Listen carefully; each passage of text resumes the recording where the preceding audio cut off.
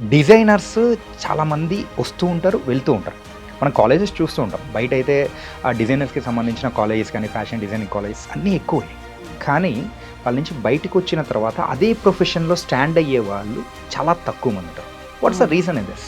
Clothing బ్రాండ్లో చాలా profits వస్తాయి, చాలా త్వరగా సెటిల్ డౌన్ అయిపోవచ్చు అని ఒక థాట్ ప్రాసెస్లో వెళ్ళిపోతారు. చాలామంది అలానే చేస్తున్నారు. ఫ్యాషన్ డిజైనర్స్ అని ఒక ట్యాగ్ కోసం కొంతమంది జాయిన్ అవుతారు, కొంతమంది జస్ట్ ఫ్యాషన్ డిజైనర్స్ కోర్స్ చేస్తాము జస్ట్ మా సెల్ఫ్ సాటిస్ఫాక్షన్ కోసం.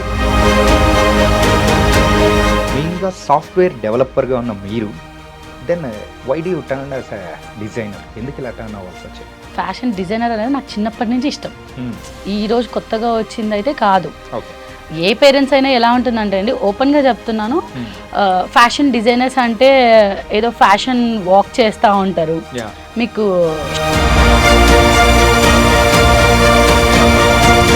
సో దాంట్లో అన్ని పొట్టి పొట్టి బట్టలు వేసుకుంటారు కదా. సో పేరెంట్స్ అవన్నీ చూసి ఓకే ఫ్యాషన్ షో ఇలా ఉంది కదా, డిజైనర్స్ ఇలా వేసుకొని తిరుగుతారనే ఆలోచనలు ఉంటాయి. ఇప్పుడు సిటీలో ఉన్న వాళ్ళకి, చదువుకున్న వాళ్ళకి టోటలీ డిఫరెంట్.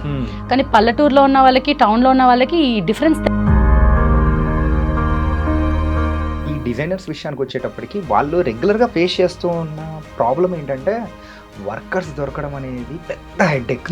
ఏంటంటే ఈరోజు సాయంత్రం వచ్చినప్పుడు మళ్ళీ రేపు మార్నింగ్ రావాలంటే వాడు వస్తాడా రాడా అని చెప్పేసి గాల్లో దీపం పెట్టి చూస్తున్నట్టే ఉంటుందని చాలామంది చెప్పారు. సో ఇది ట్రూ. వీక్లీ శాలరీ ఇచ్చిన తర్వాత రేపు వస్తారా లేదా అని భయం. ఇప్పుడు మనం ఒక స్టూడియో నడపాలంటే ఎంత కష్టం అంటే, మాస్టర్ పర్ఫెక్ట్గా సెట్ అవ్వడం కష్టం, టైలర్స్ సెట్ అవ్వడం కష్టం. ఇప్పుడు మా క్లయింట్స్ వస్తారు.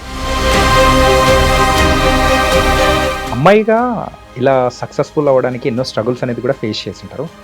మీరు మెయిన్గా ఫేస్ చేసినంత స్ట్రగుల్స్ అంటే ఏం చెప్తారు? అంటే మనకు ఒక సెల్ఫ్ రెస్పెక్ట్ ఉంటుందండి. మనం ఇంత కష్టపడి ఇంత చేస్తున్నప్పుడు ఎవరో వచ్చి ఏదో చేస్తాము, ఏదో చేయగలుగుతామని మనకి హెల్ప్ చేయకపోయినా పర్లేదు, ఉన్నది నాశనం చేయకుండా ఉంటే చాలు.